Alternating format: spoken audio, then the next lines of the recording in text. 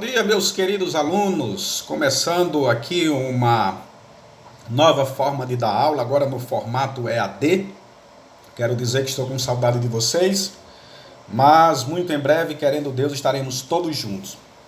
Pois bem, nós já concluímos o nosso capítulo 2 sobre as revoluções inglesas e agora eu quero dar para vocês um breve resumo daquilo que foi daquele evento que nós conhecemos como as revoluções inglesas. A definição desse movimento é que ele foi um movimento político e militar, também religioso, que vai destruir o absolutismo na Inglaterra, e ele instaura ou instala naquele país a primeira monarquia parlamentar da história. Lembra? O rei reina, mas não governa. Todo o poder está nas mãos do parlamento. Vai acontecer no século XII, tem como principais causas ou antecedentes os atritos entre os reis e o parlamento inglês. Então vejamos, na era Tudor, especificamente no reinado de Henrique VII, em 1485, tem início um período de paz, instabilidade e estabilidade na Inglaterra. O seu sucessor, Henrique VIII, por causa daquela questão lá do casamento, que a igreja não apoiava, ele queria casar de novo, mas já era casado. Por conta disso, ele vai romper com a igreja católica e funda a igreja anglicana. Perfeito? No reinado de Elizabeth I, isso no século XII, a Inglaterra ela vai se tornar uma importante potência econômica. No aspecto religioso, vai ser um tempo de tolerância no que se refere às disputas entre católicos e anglicanos. Vai ser um tempo mais tranquilo. A Inglaterra, durante o período da Elizabeth I, vai se tornar a maior potência naval do século XII, quando ela vai vencer, me desculpe a redundância, a invencível armada espanhola, passando a ser a maior potência naval do século XII. Aí você me pergunta, professor, e a sociedade inglesa, como ela está configurada? Por meio desse slide, você percebe os principais grupos que habitavam a Inglaterra, o que existia na Inglaterra durante o período revolucionário. Nós temos os nobres, ligados a atividades estatais. Nós temos os burgueses, que desenvolviam atividades comerciais, os camponeses, que o próprio nome já diz, essa atividade que eles exercem.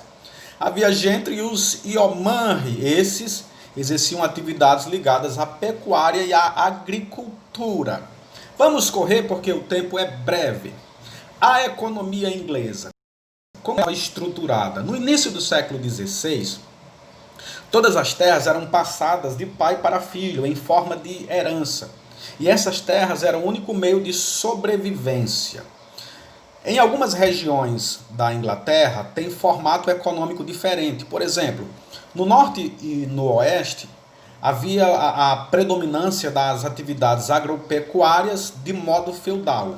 Enquanto que, no leste e no sul da Inglaterra, toda a produção era destinada ao mercado interno e externo.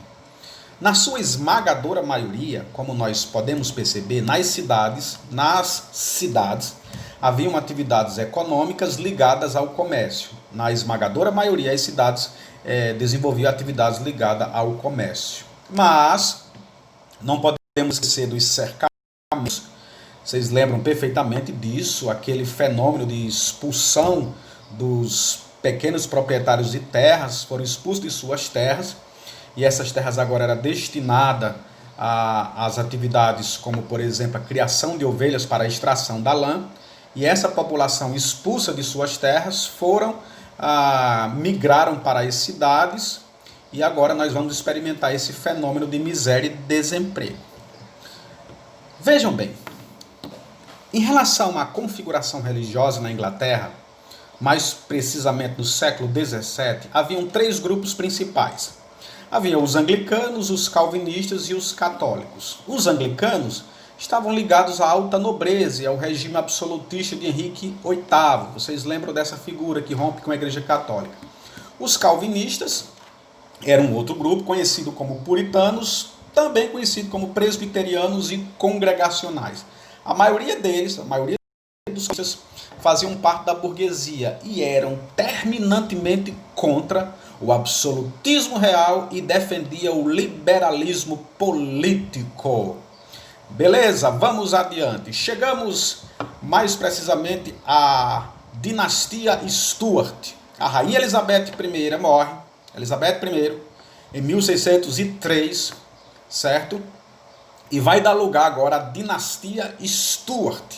Nesse período, com a dinastia Stuart, a Inglaterra passa a ser governada por Jaime VI, que ao assumir o poder passa a ser chamado de Jaime I. Ele foi favorável ao anglicanismo, passando a perseguir católicos e puritanos. É justamente nesse momento que vai existir fortes atritos entre o rei e o parlamento.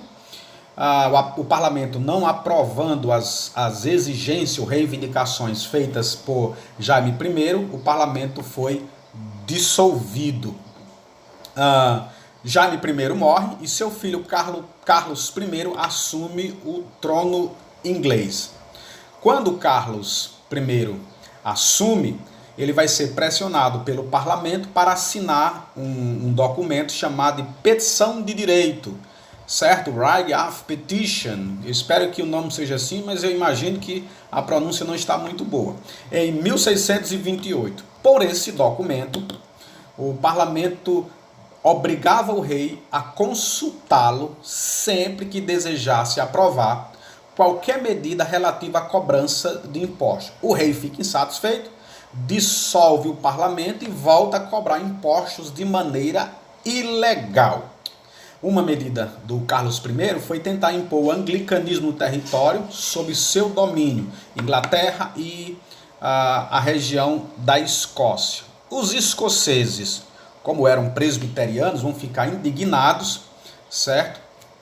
Com a atitude de Carlos I e tenta invadir a Inglaterra. O rei, com medo, busca apoio do parlamento. Esse parlamento diz, tudo bem, nós aceitamos, desde que você acate algumas condições que nós vamos propor para vocês. Entre elas, eu não vou citar todas, é a extinção da cobrança de impostos, abolição do anglicanismo e assim por diante, conforme esse documento que eu apresento para vocês.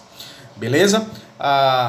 Após a vitória de Carlos I sobre os escoceses, o rei passa a perseguir os parlamentares que eram oposição ao seu governo. O parlamento reage e dá início à Primeira Guerra Civil Inglesa, isso no ano de 1642. O parlamento, gente, vai convocar o Oliver Cromwell para liderar o exército do parlamento, chamado de Novo Exército Modelo.